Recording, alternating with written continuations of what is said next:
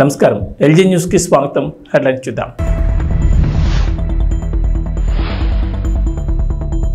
ఏపీలో పింఛన్లు పెంపు జూలై 1 నుంచి 4,000కు పెంచుతూ ప్రభుత్వ నిర్ణయం.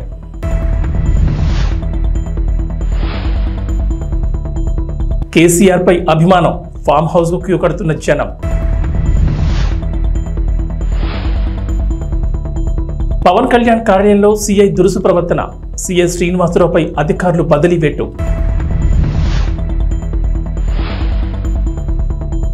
గ్రాండ్ గా రిలీజ్ అయిన కల్కి 2898 AD 1000 కోట్లు వసూలు చేస్తుందంటున్న ఫ్యాన్స్. ఆంధ్రప్రదేశ్లో పింఛన్లకు సంబంధించి ప్రభుత్వం కీలక ఉత్తర్వులు జారీ చేసింది. పంచాయతీరాజ్ గ్రామీణాభివృద్ధి శాఖలు ఎన్టీఆర్ భరోసా పింఛన్లు పెంచుతూ ఉత్తర్వులు జారీ చేశారు.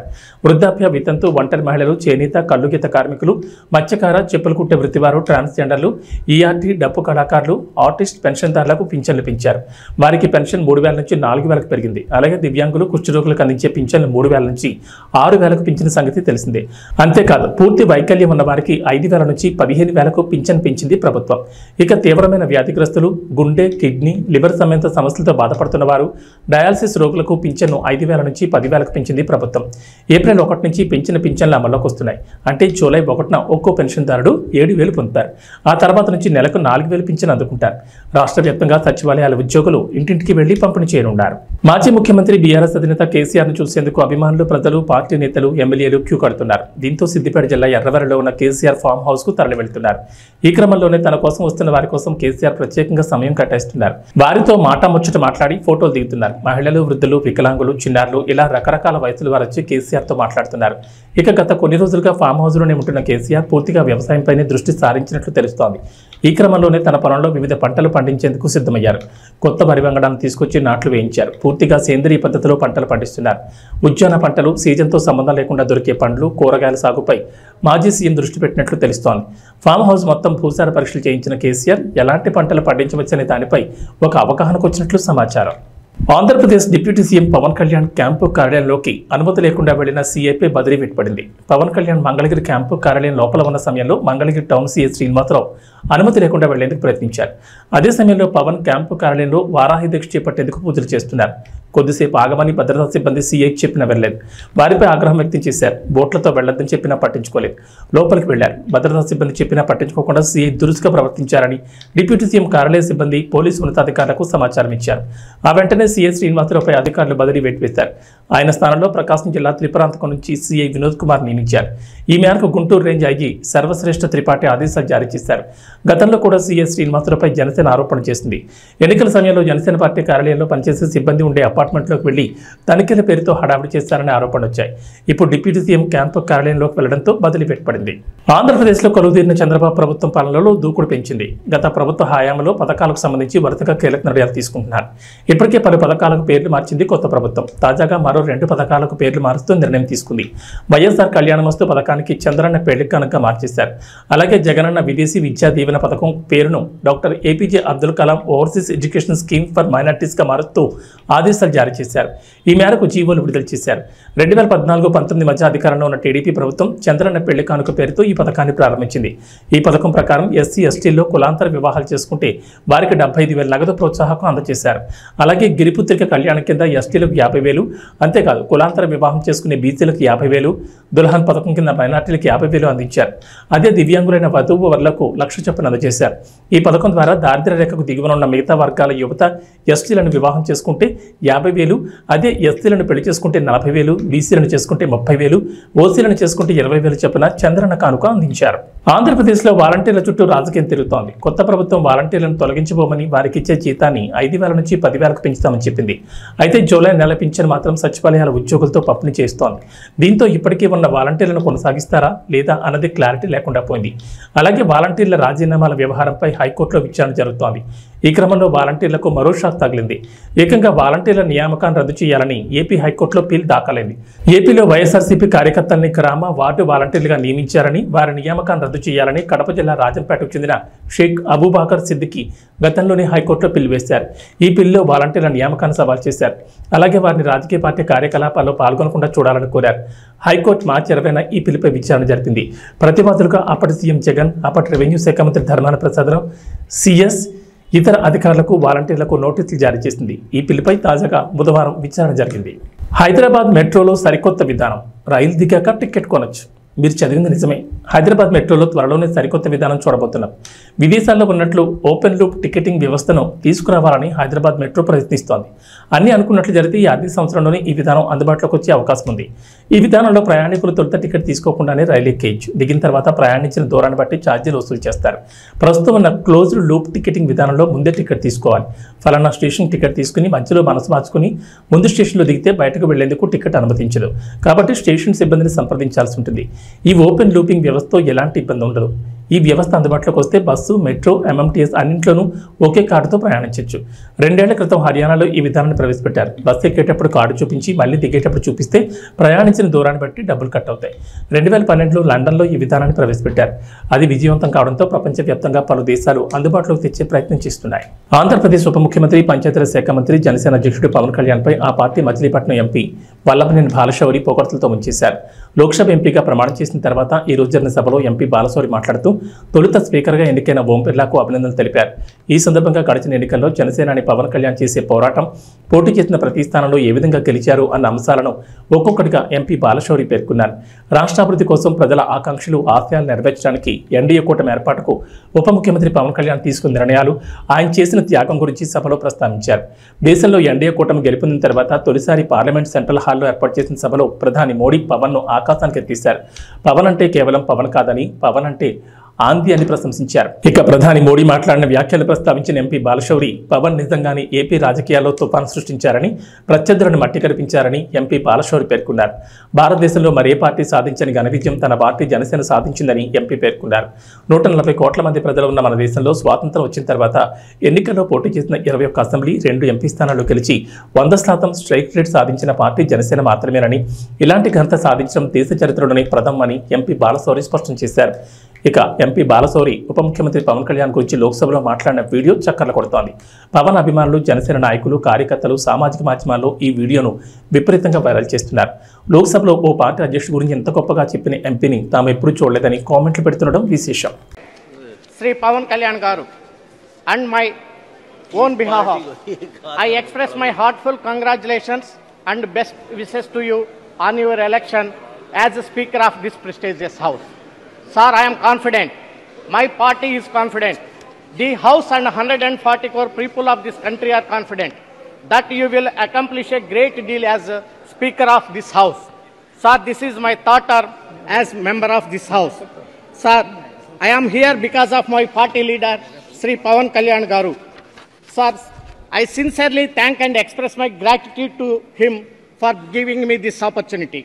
Sir, Pawan Kalyan Garu is a star in AP, and Honorable PM rightly said during the NDA meeting in the Central Hall of Samyadan Sadhan that a Pawan nahi on the high. This is true. He is a tufan in Andhra politics. Sir, Pawan Kalyan Garu has made a record in history of independent India. Sir, Janasena party is the only party in the country since independence which has got 100% strike rate both in Lok Sabha and Assembly elections. Please. Sir, Janasena party fought 21 Assembly and 2 Lok Sabha seats and won all 21 Assembly seats. Sir, okay. Sir, please. రాష్ట్రంలో TDP, Janasena కూటమి పాలనలో police, revenue వ్యవస్థలు నిర్వీర్యమయ్యాయని, అంబేద్కర్ రాజ్యాంగం కాకుండా రాష్ట్రంలో red book రాజ్యాంగాన్ని అమలు చేస్తున్నారని మాజీ మంత్రి ఆదిమూలపు సురేష్ ఆందోళన వ్యక్తం చేశారు. సింగరైకొండలోని వైఎస్ఆర్సీపీ కార్యాలయంలో మాట్లాడుతూ ప్రజలు అధికారం ఇచ్చింది ఇష్టారాజ్యంగా పరిపాలన చేసుకోవడానికి కాదన్నారు. చంద్రబాబు ప్రభుత్వం రాష్ట్రంలో ప్రతిపక్షం లేకుండా చేయాలని కుట్ర పంతోందని అన్నారు. వైఎస్ఆర్సీపీ కార్యకర్తలను వారి ఆత్మస్థైర్యాన్ని, మనోభావాలను దెబ్బతీసేలా ప్రవర్తిస్తూ భయాందోళనకు గురి చేస్తున్నారన్నారు. ఇటువంటి కక్ష సాధింపు చర్యలకు పాల్పడితే తమ ఓపిక సహనానికి కూడా ఒక హద్దు ఉంటుందని, వైసీపీ కార్యకర్తల జోలికొస్తే ఊరుకునేది లేదని టీడీపీ నాయకులను హెచ్చరించారు. వైసీపీ నాయకులు మరియు వారి ఆస్తులపై జరుగుతున్న దాడులను న్యాయస్థానాలు సుమోటోగా తీసుకుని నిందితులను అదుపులోకి తీసుకుని తగిన శిక్షను విధించాలని కోరారు. ఈ యొక్క పరిపాలన రాజ్యాంగబద్ధంగా నడవట్లేదు. ఈ రాష్ట్రంలో ఒక కొత్త రాజ్యాంగం వచ్చింది. మనం అందరం అనుకుంటున్నటువంటి భారత సంవిధానం సార్వభౌమ మొత్తాన్ని కాపాడే రాజ్యాంగం, బాబాసాహెబ్ బిఆర్ అంబేద్కర్ గారు రచించిన రాజ్యాంగం ఆంధ్రప్రదేశ్లో నడవట్లేదు. ఆంధ్రప్రదేశ్లో రెడ్ బుక్ రాజ్యాంగం నడుస్తుంది. రెడ్ బుక్ రాజ్యాంగం ప్రకారమే మేము పరిపాలన సాగిస్తాం. ఏదైతే తెలుగుదేశం పార్టీ నాయకులు గత 2-3 సంవత్సరాల కాలంలో పదే పదే చెప్తూ మేము అధికారంలోకి వచ్చిన వెంటనే మీ హక్కు చూస్తాం, మీ సంగతి తెలుస్తాం, మిమ్మల్ని బట్టలు కూడా తీసి రోడ్డు మీద తిప్పుతాం, గడ్రాడ మీద నడుస్తామని చెప్పి పదే పదే చెప్పినటువంటి నాయకులు ఈరోజు అదే మేము వచ్చింది కూడా దానివల్లే, దానికోసమే అన్న చందంగా ఈరోజు వారు ఇచ్చినటువంటి ఆ యొక్క ప్రోత్సాహం కానివ్వండి, ప్రోద్బలంతో ఈరోజు తెలుగు తమ్ముళ్ళు రెచ్చిపోతున్నటువంటి పరిస్థితి మనం చూస్తున్నాం. ముఖ్యంగా ఒక్క మాటలు చెప్పాలంటే, మాకు ప్రజల అధికారం ఇచ్చింది మేము ఇష్టారాజ్యంగా పరిపాలన చేసుకోవడానికి. మొత్తంగా ప్రతిపక్షమే లేకుండా ఈ రాష్ట్రంలో ముఖ్యంగా ఒకే party YSR Congress party 40% vote bank ఉన్నటువంటి పార్టీ ఈరోజు దాన్ని సమూలంగా తీసివేయాలని అధికారంలో ఉన్నటువంటి 5 సంవత్సరాల్లో కూడా వైసీపీ కార్యకర్తలు వారి యొక్క ఆత్మస్థైర్యాన్ని, వారి యొక్క మనోభావాన్ని దెబ్బతీసే విధంగా ప్రవర్తిస్తూ వారిని భయాందోళనకు గురిచేస్తూ వారి మీద దాడి చేస్తూ వారి ఆస్తుల్ని కానివ్వండి, వారి యొక్క ఇళ్ళను కానివ్వండి, వారికి సంబంధించినటువంటి అన్నిటినీ కూడా ధ్వంసం చేసే కార్యక్రమం గత కొన్ని రోజులుగా మనం చూస్తా ఉన్నాం రాష్ట్ర వ్యాప్తంగా. కాకినాడ 3 ఆంధ్ర గర్ల్స్ బెటాలియన్ ఆధ్వర్యంలో మాదక ద్రవ్యాల దుర్వినియోగం రవాణాకు వ్యతిరేకంగా అంతర్జాతీయ దినోత్సవం సందర్భంగా కాకినాడ APSC 3వ బెటాలియన్ ఆవరణలో జరిగిన అవగాహన కార్యక్రమానికి క్యాపిటల్ హాస్పిటల్ వైద్యురాలు సలాది జ్యోతిర్మయి ముఖ్య అతిథిగా హాజరై NCC విద్యార్థులకు మాదక ద్రవ్యాల వినియోగం నిర్మూలనపై ప్రసంగించారు. అనంతరం ప్లకార్డులు, బ్యానర్లతో APSP నుంచి సర్పవరం జంక్షన్ మీదుగా బోట్ క్లబ్ 3 గర్ల్స్ బెటాలియన్ వరకు 3 ఆంధ్ర, 9 ఆంధ్ర, 18 ఆంధ్ర NCC విద్యార్థులు ర్యాలీ నిర్వహించారు. ఈ కార్యక్రమంలో NCC 18 ఆంధ్ర అధికారి మేజర్ ఆసిఫ్, 3 ఆంధ్ర బెటాలియన్ నుండి subedar Lakshmanarao, PI staff, GCI పాల్గొని విజయవంతంగా నిర్వహించారు. ఎవరైనా ఎడిక్ట్స్ ఉంటే వాళ్ళని తీసుకువెళ్ళి మంచి ట్రీట్మెంట్ ఇప్పించాలి. గవర్నమెంట్ హాస్పిటల్లో మీకు ఫ్రీగా ట్రీట్మెంట్ జరుగుతుంది. అలాగే మేము కూడా ఇప్పుడు మా సొసైటీ నుంచి మా NGO నుంచి ఒక ఫ్రీ హాస్పిటల్ ఇక్కడ గంగరాజ్ నగర్లో పెట్టాము. దాంట్లో కౌన్సిలింగ్, ట్రీట్మెంట్ జరుగుతుంది. సో ఎవరైనా ఎడిక్ట్స్ ఉంటే మీరు అక్కడికి పంపిస్తే అక్కడ ఫ్రీ ట్రీట్మెంట్, ఫ్రీ కౌన్సిలింగ్, ఇంకా ఏమైనా వాళ్ళకి ఏమైనా ఫ్యామిలీ కౌన్సిలింగ్ ఇలాంటివన్నీ కూడా అక్కడ జరుగుతాయి. సో ఇవన్నీ కూడా మీరు మనసులో ఉంచుకుని ఎవరైతే ఎడిక్ట్స్ ఉన్నారో వాళ్ళు మా దగ్గరికి పంపించడం, అలాగే మీరు కూడా భవిష్యత్తు తరాల్లో ఆల్కహాల్ లేకపోతే గంజా, డ్రగ్స్కి ఎంత దూరంగా ఉండాలంటే అంత దూరంగా ఉంటూ మంచి సమాజానికి మీరు భవిష్యత్తు తరాలకి మీరు మంచి బాట వేయాలని నేను కోరుకుంటూ, అలాగే ఇందులో ఇది ముఖ్యంగా ఈరోజు చేయడానికి గవర్నమెంట్ ఆఫ్ ఇండియా 2020లో నషాముక్త్ భారత్ అని మీకు తెలుసండి. నషాముక్త్ భారత్ విన్నారా? మీరెవరు వినుండరు. 2020లోనే మన ప్రధాని మోడీ గారు నషాముక్త్ భారత్ అని ఇంట్రడ్యూస్ చేశారు. అందులో భాగంగానే ఇప్పుడు మనం ఇదంతా కూడా మన ర్యాలీస్ ఇవన్నీ జరుగుతున్నాయి. సో దీనికి మీరు అందరూ కూడా సహకరించాలని కోరుకుంటూ ఈ అవకాశం ఇచ్చిన కృష్ణ గారికి, అలాగే AD గారికి, పోలీస్ డిపార్ట్మెంట్ వారికి నా నమస్కారాలు తెలియజేసుకుంటూ సెలవు తీసుకున్నాను. Thank you. ఇంత చక్కటి కార్యక్రమాన్ని ఏర్పాటు చేసినటువంటి కాలేజీ యాజమాన్యానికి నా నమస్కారాలు. ఈరోజు ఈ కార్యక్రమాన్ని జరుపుకోవడం చాలా సంతోషంగా ఉంది. ఎందుకంటే ఇది ప్రస్తుతం ఉన్నటువంటి సమాజాన్ని పట్టిపీడిస్తున్నటువంటి ఒక ప్రమాదకరమైనటువంటి ఇది ఒక డిసీజ్ లాంటిది అన్నమాట. ప్రజెంట్ యూత్ చాలా సఫర్ అవుతుంది. మీరు ఈ మధ్య సోషల్ మీడియా చూసుకున్నా కూడా రీసెంట్గా పంజాబ్లో ఒక లేడీ అర్ధరాత్ర డ్రగ్ మత్తులో రోడ్డు మీద అలాగా ఉంటే అది రీసెంట్గా సోషల్ మీడియాలో వైరల్ అయింది. అలాగే సినిమాలు చాలా ఉన్నాయి, చాలా సినిమాలు ఉన్నాయి. ఉడతా పంజాబ్ ఉంది, లేదంటే మన తెలుగులో కూడా చాలా సినిమాలు ఉన్నాయి. అంటే అది ఫస్ట్ చిన్న ఒక సరదాగా స్టార్ట్ అవుతుంది. ఎవరో దానికి అలవాటు పడిన వాళ్ళు ఫ్రెండ్స్ ఉంటారు మన సర్కిల్లో. చిన్న అలవాటుగా సరదాగా ఏదో ఆడి ఫ్రీగా ఇస్తున్నాడని చెప్పేసి తీసుకుంటారు. తర్వాత అది ఒక అలవాటుగా మారుతుంది.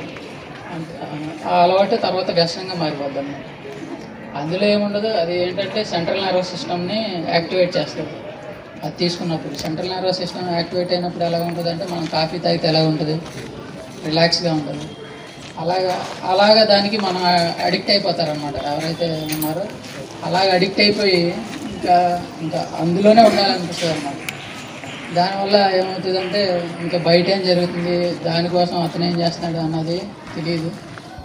మరి ముఖ్యంగా ఈ సమస్య మీరు ఎవరు ఫేస్ చేసినా చేయకపోయినా మేము రెగ్యులర్గా ఫేస్ చేస్తూ ఉంటాం.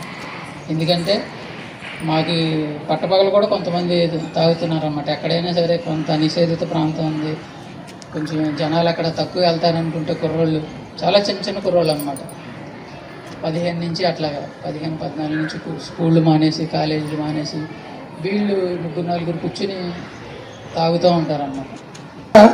2 విధాలుగా, ఒకటి ఆర్థికంగా ఆ కుటుంబం నష్టపోతుంది, 2 అనారోగ్యాలు పాలవుతున్నారు. ఇవన్నీ దృష్టిలో పెట్టుకుని మనకి భారత ప్రధానమంత్రి గారు నరేంద్ర మోడీ గారు ఆగస్టు 15, 2020 నశాముక్త భారత్ అభియాన్ అనే ఒక ప్రోగ్రామ్ను తీసుకొచ్చారు. దీని ద్వారా అంటే ఆ ప్రోగ్రాం పెట్టిన తర్వాత మాత్రమే ఈ గవర్నమెంట్ హాస్పిటల్లో డ్రగ్ డి అడిక్షన్ సెంటర్ కింద ఒకటి పెట్టి దాని ద్వారా కౌన్సిలింగ్ ఇచ్చి వాళ్ళకి సెపరేట్గా డ్రగ్స్ ఇవ్వడం కూడా ఇచ్చి దాని నుంచి విముక్తి చేయాలనే ఉద్దేశంతో ఏర్పాటు చేయడం జరిగింది. మత్తు పదార్థాల వ్యతిరేక దినోత్సవంగా జరుపుకుంటాం. సో ఈ రోజు యొక్క ముఖ్య ఉద్దేశం ఏంటంటే, ఎవరైతే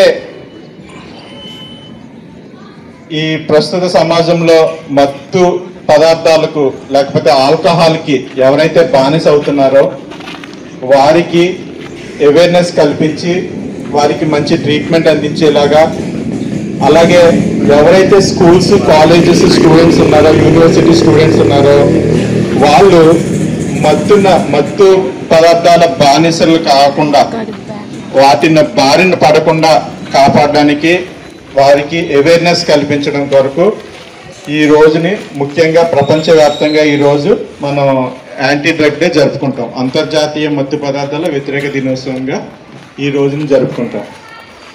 ఈ రోజు అంతర్జాతీయ మత్తు పదార్థాల వ్యతిరేక దినోత్సవం ఈ రోజున ఈ సంవత్సరానికి ఒక స్లోగన్ ఒకటి మనకి యునైటెడ్ నేషన్ ఒకటి స్లోగన్ ప్రిపేర్ చేసింది. ఏంటంటే, the evidence is clear, invest in prevention.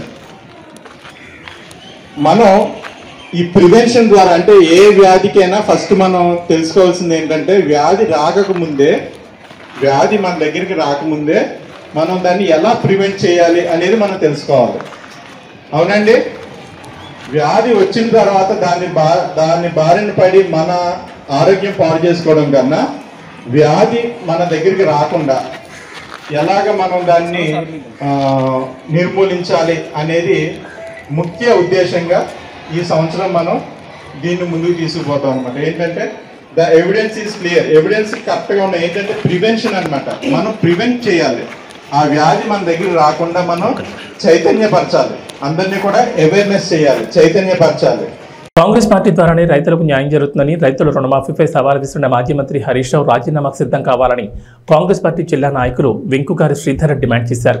Medak జిల్లా రామాయంపేట మండల కేంద్రంలో కాంగ్రెస్ పార్టీ నాయకులు ముఖ్యమంత్రి రేవంత్ రెడ్డి చిత్రపటానికి పాలాభిషేకం నిర్వహించారు. ఆగస్టు 15 లోపు ముఖ్యమంత్రి రేవంత్ రెడ్డి ఇచ్చిన మాట ప్రకారం ఏకకాలంలో 2 లక్షల రుణమాఫీ చేస్తామంటూ ప్రకటించడంతో హర్షం వ్యక్తం చేస్తూ మెదక్ చౌరస్తాలో పాలాభిషేకం చేశారు. ఈ సందర్భంగా కాంగ్రెస్ పార్టీ నాయకులు మాట్లాడుతూ, కాంగ్రెస్ ప్రభుత్వ హయాంలోనే గత వైఎస్ రాజశేఖర రెడ్డి హయాంలో ₹1,00,000 రుణమాఫీ జరిగిందని, మరోసారి రేవంత్ రెడ్డి హయాంలో 2 లక్షల రుణమాఫీ జరుగుతుందని వారు హర్షం వ్యక్తం చేశారు. 10 సంవత్సరాలు పాలించిన బీఆర్ఎస్ పార్టీ రైతులను మోసం చేసిందని వారు విమర్శించారు. రుణమాఫీ చేసిన వెంటనే మాజీ మంత్రి హరీష్ రావు ఎమ్మెల్యే పదవికి రాజీనామా చేయాలని వారు డిమాండ్ చేశారు. ఈ కార్యక్రమంలో కాంగ్రెస్ సీనియర్ నాయకులు డాకిస్వామి, సుంకోజు దామోదర్ తదితరులు పాల్గొన్నారు. ఈరోజు ముఖ్యంగా ఫస్ట్ చెప్పదలుచుకునేది ఏంటంటే, రామాయంపేట కాంగ్రెస్ పార్టీ తరఫున మన గౌరవ ముఖ్యమంత్రి రేవంత్ రెడ్డి గారికి ప్రత్యేక కృతజ్ఞతలు తెలుపుకుంటున్నాం. ఎందుకనంటే ఎలక్షన్ లో చెప్పిన విధంగా ఏకదాటిగా 2 లక్షల రుణమాఫీ చేస్తామని అప్పుడు మన గౌరవ ముఖ్యమంత్రి రేవంత్ రెడ్డి ప్రకటించడం జరిగింది. ఇప్పుడు అప్పుడు వైఎస్ రాజశేఖర రెడ్డి హయాంలో, అది కాంగ్రెస్ పార్టీ హయాంలో ఏకదాటిగా 2 లక్షలు చేసిన చరిత్ర, మళ్ళీ ఇప్పుడు ఏకదాటిగా 2 లక్షలు రుణమాఫీ చేసిన చరిత్ర కాంగ్రెస్ పార్టీకే ఉందని చెప్పేసి తెలియజేసుకుంటున్నాం. ఈ 2 లక్షల రుణమాఫీ చేసినందుకు రైతులు ఎంతో ఆనందం వ్యక్తం చేస్తున్నారు. ముఖ్యంగా హరీష్ రావుకి ఒకటి చెప్పదలుచుకున్నాము. రేవంత్ రెడ్డి గారు ఎప్పుడైతే రుణమాఫీ చేస్తారో నేను రాజీనామా చేస్తా అని చెప్పడం జరిగింది. మీరు హరీష్ రావు గారు మీరు రాజీనామాకు సిద్ధంగా అండి. ఆగస్టు 15 లోపల మా ముఖ్యమంత్రి గారు చెప్పిన విధంగా ఏకదాటిగా 2 లక్షల రుణమాఫీ చేయడం జరుగుతుంది. మీరు రాజీనామాకు సిద్ధంగా ఉండాలని చెప్పేసి కాంగ్రెస్ పార్టీ తరఫున డిమాండ్ చేస్తున్నాం. జై కాంగ్రెస్. ప్రభాస్ హీరోగా నటించిన కల్కి 2898 AD మూవీ గ్రాండ్ గా రిలీజ్ అయింది. మన తెలుగు దర్శకుడు నాగ్ అశ్విన్ తెరకెక్కించిన ఈ బిగ్ ప్రాజెక్ట్ మూవీ కోసం ప్రపంచవ్యాప్తంగా ఎంతకాలమో ఎదురు చూశారు. దిగ్గజ నటీనటులతో భారీ బడ్జెట్తో రూపొందించిన కల్కి ఈరోజు థియేటర్లో సందడి చేస్తోంది. ఇప్పటికే అన్ని థియేటర్లలోనూ అడ్వాన్స్ బుకింగ్స్ అయిపోవడంతో హౌస్ఫుల్ బోట్లు కూడా దర్శనమిస్తున్నాయి. టికెట్ రేట్లను భారీగా పెంచి సినీ ప్రేక్షకుడిని దోపిడీ చేసి మరీ నిర్మాతలు జేబులు నింపుకుంటున్నారు. మల్టీప్లెక్స్లలో 400 నుంచి 2000 పైన రేట్లు ఉండగా హైదరాబాద్లోని సింగిల్ థియేటర్స్లో సైతం 250 తక్కువ లేవు. అయినప్పటికీ కూడా సినిమా లవర్స్ కల్కిని చూడడానికి క్యూ కడుతున్నారు. ఈ సినిమాకు వచ్చిన హైప్ అలాంటిది మరి. అయితే ఇప్పటికే కల్కి సినిమాని ఇండస్ట్రీ ప్రముఖులు వీక్షించడంతో టాక్ ముందే బయటకు వచ్చేసింది. కల్కిపై ప్రేక్షకుల్లో ఉన్న అంచనాలు మించే ఉందని చెప్తున్నారు.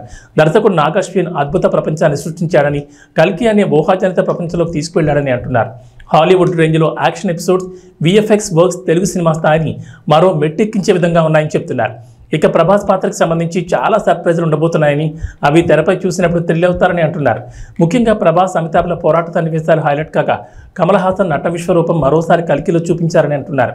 కమల్ హాసన్ కనిపించేది 4-5 సన్నివేశాల్లోనే అయినా ఆ సీన్లు చాలా కీలకమని చెప్తున్నారు. అలాగే కల్కికి సెకండ్ పార్ట్ కూడా ఉండడంతో కమల్కి సెకండ్ పార్ట్లో ఎక్కువ ప్రాధాన్యత ఇవ్వబోతున్నట్లుగా కథలో రివీల్ చేశారు.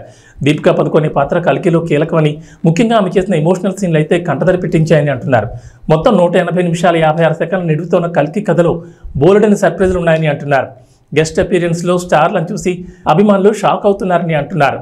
మొత్తానికి కల్కి సినిమా 1000 కోట్లు వసూలు చేస్తుందని ప్రభాస్ ఫ్యాన్స్ ధీమాగా ఉన్నారు. T20 ప్రపంచ కప్ 2024లో దక్షిణాఫ్రికా ఫైనల్ చేరింది.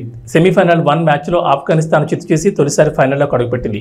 ఈ టోర్నీలో పరాజయం అనేది లేకుండా దక్షిణాఫ్రికా తుది పోరుకు అర్హత సాధించింది. ఈ మ్యాచ్లో తొలుత బ్యాటింగ్ చేసిన ఆఫ్ఘనిస్తాన్ 56 పరుగులకు కుప్పకొల్చింది. అనంతరం 8.5 ఓవర్లలోనే లక్ష్యాన్ని ఛేదించింది. 1 వికెట్ మాత్రమే కోల్పోయి టార్గెట్ని ఫినిష్ చేసింది. ఈ మ్యాచ్లో ఆఫ్ఘనిస్తాన్ టాస్ గెలిచి తొలుత బ్యాటింగ్ చేసింది. ఈ టోర్నీలో సంచలన ప్రదర్శనతో పెద్ద జట్లను సైతం మట్టి కనిపించిన ఆ జట్టు సెమీఫైనల్లో మాత్రం తేలిపోయింది. దక్షిణాఫ్రికా బౌలర్ల ధాటికి వార్ 1/3 అన్నట్లు మ్యాచ్ సాగింది. ఈ టోర్నీలో ఆస్ట్రేలియా, న్యూజిలాండ్ లాంటి జట్లను ఓడించింది ఆఫ్ఘనిస్తాన్ జట్టేనా అనిపించింది. ఈ టోర్నీలో విశేషంగా రాణించిన ఆఫ్ఘన్ ఓపెనర్లు గుర్బాజ్, ఇబ్రహీం జద్రాన్లు స్వల్ప స్కోర్కే పెవిలియన్ చేరారు. మిగతా బ్యాటర్లు కూడా తేలిపోయారు. తెలంగాణకు హైదరాబాద్ వాతావరణ శాఖ రెయిన్ అలర్ట్ జారీ చేసింది. ఇవాళ రేపు రాష్ట్రంలో భారీ వర్షాలు కురుస్తాయని చెప్పింది. నైరుతి రుతుపవనాలకు తోడు ద్రోణి ప్రభావంతో కొన్ని జిల్లాల్లో భారీ వర్షాలకు ఛాన్స్ ఉందని వెల్లడించింది. నేడు జయశంకర్, భూపాలపల్లి, ములుగు, కొమరంభీం, ఆసిఫాబాద్, మంచిర్యాల, భద్రాద్రి కొత్తగూడెం, హనుమకొండ, జనగాం, సిద్దిపేట, ఖమ్మం, వరంగల్, మేడ్చల్, మల్కాజ్గిరి, మెదక్, కామారెడ్డి జిల్లాలో భారీ వర్షాలు కురుస్తాయన్నారు. ఈ మేరకు ఆయా జిల్లాల్లో ఎల్లో అలర్ట్ జారీ చేశారు.